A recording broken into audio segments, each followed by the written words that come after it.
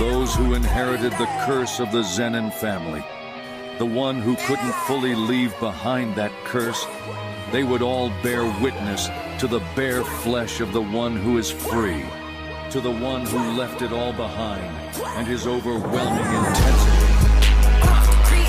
Yup, as we saw, one of the best panels in Jujutsu Kaisen has finally been animated in the latest episode. And as usual, MAPPA has done justice to it. But before we talk about that, let's first discuss the episode because it was pretty amazing too. The chapter kicks off with us seeing the Mei and her little brother exorcising some curses until they pulled up on the goat Kenjaku. But of course we skip that to see some more goats, which are Naobito, Nanami, and the second best new-gen female character, Big Booty Maki.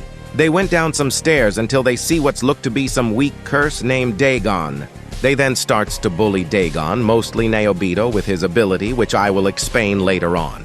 After being bullied by them, we then see Dagon started to cry thinking of Hanami, who Gojo packed up earlier in the coldest way possible. And I kid you not, this dude, Dagon turned from Takamichi from Tokyo Revenger to Yujiro Hanma from Baki in the span of 5 seconds. At that point, the energy shifted and they started jumping.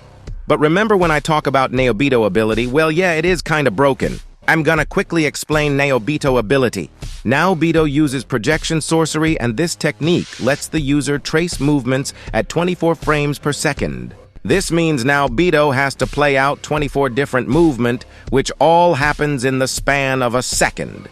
He can also skip to any of these movements as long as it does not break the law of physics.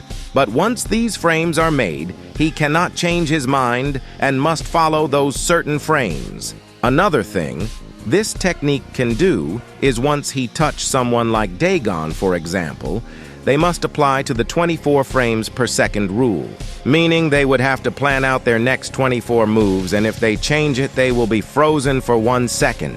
Gei Akutami, I applaud you for thinking of things like this. After Naobito defeats Dagon with his curse technique, Dagon then opens his domain expansion horizon of the captivating Skandha. This domain take you to a what looks to be peaceful island, but peaceful is the last thing it is. In his domain, Dagon can spawn Shikigami fish with extremely sharp teeth, and the sure hit attack allows him to summon swarms of these fish that chomp down on his opponent until nothing is left. I guess we now have jaws in Jujutsu Kaisen now. But yeah, at this point we see Dagon piecing everyone up in his domain.